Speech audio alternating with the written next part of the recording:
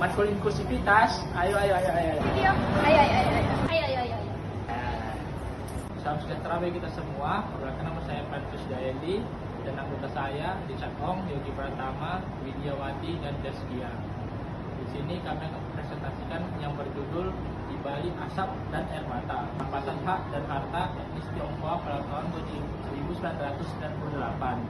Dan kami akan menampilkan sebuah video konflik tersebut terjadi.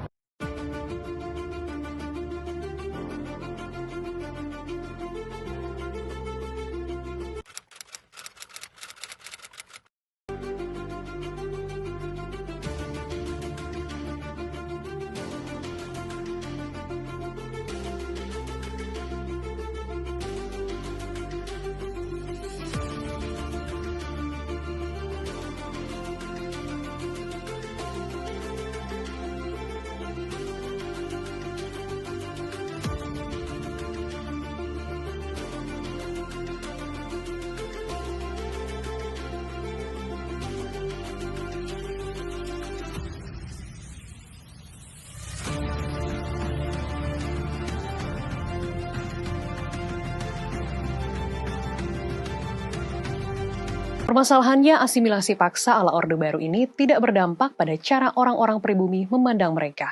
Contohnya pada peristiwa Mei 1998.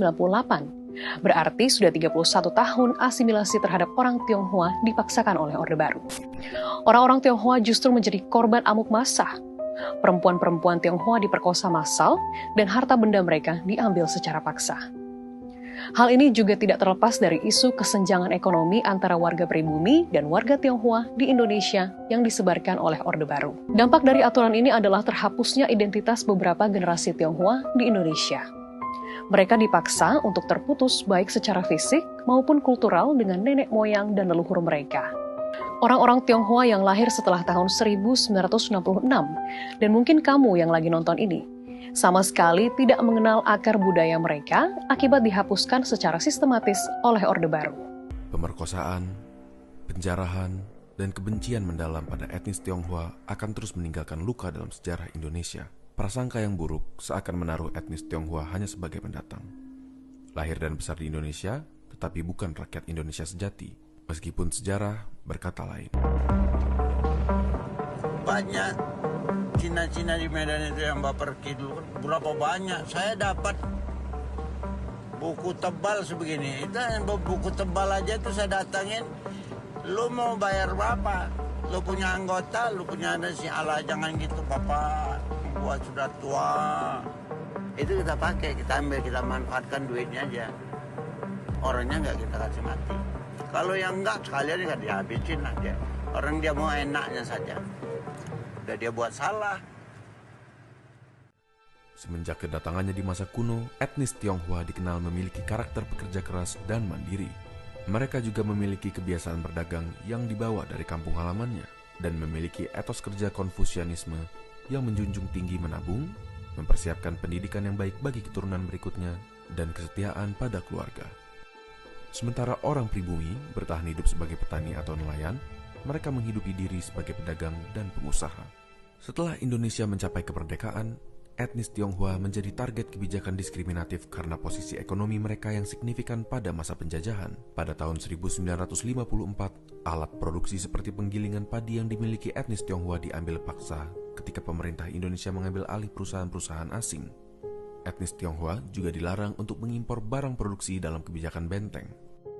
Kebijakan ekonomi nasionalis yang tidak disertai dengan kemampuan manajemen terbukti berakibat fatal bagi perekonomian Indonesia. Presiden Soeharto pada 1998 membuat pembedaan ini menjadi semakin rumit. Perasaan benci dan iri hati mengakibatkan pecahnya kerusuhan-kerusuhan yang menargetkan etnis Tionghoa. Penyebab konflik tersebut terjadi karena masyarakat mengira bahwa etnis Tionghoa merasa eksklusif dan membuat pecinan baru. Juga sangat dekat terhadap para pemerintah. Penyebab redanya konflik tersebut karena turunnya Presiden Soeharto pada tahun 21 Mei 1998 dan naiknya B.J. Habibie menjadi presiden untuk mencari tahu terhadap konflik tersebut terjadi. Dengan di Indonesia membuat masyarakat tidak bisa bersaing karena kebanyakan pedagang tersebut diambil alih oleh kelompok tertentu, termasuk etnis Tionghoa, membuat mereka tidak ada kesempatan dalam membuat perdagangan atau bersaing. Persepsi dari etnis Tionghoa, sebagian besar masyarakat dari etnis Tionghoa cenderung mulai hidup tertutup dan bergaul dengan kelompoknya sendiri. Misalnya hidup di komplek pecinaan.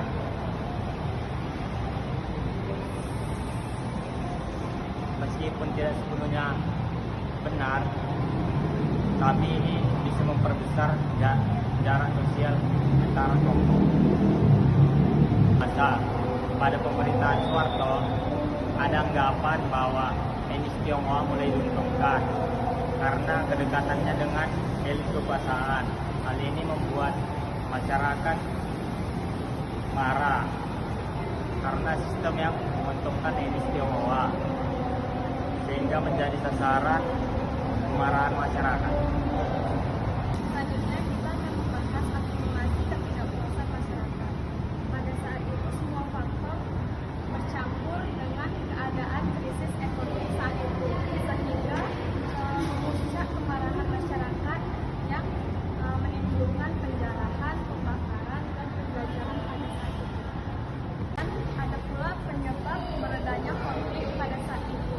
Pertama, adanya perannya aparat keamanan pada saat itu untuk meredakan konflik yang sangat memuncak pada kemarahan masyarakat agar dihentikan.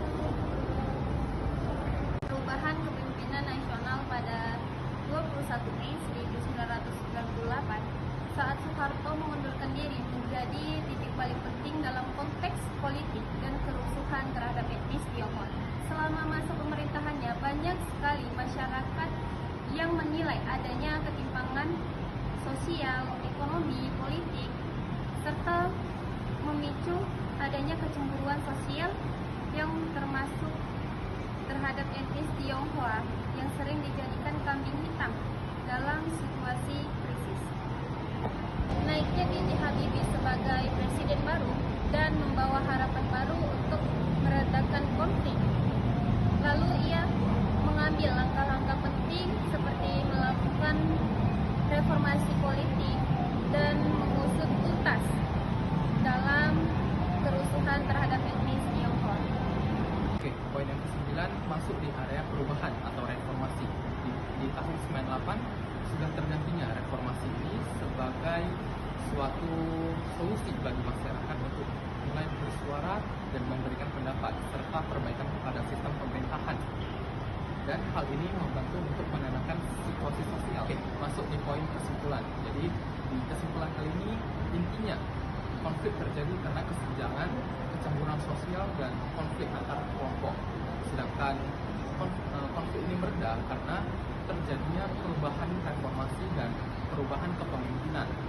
Sekian video tugas kami. Terima kasih. Oke teman-teman, terima kasih sudah menonton videonya.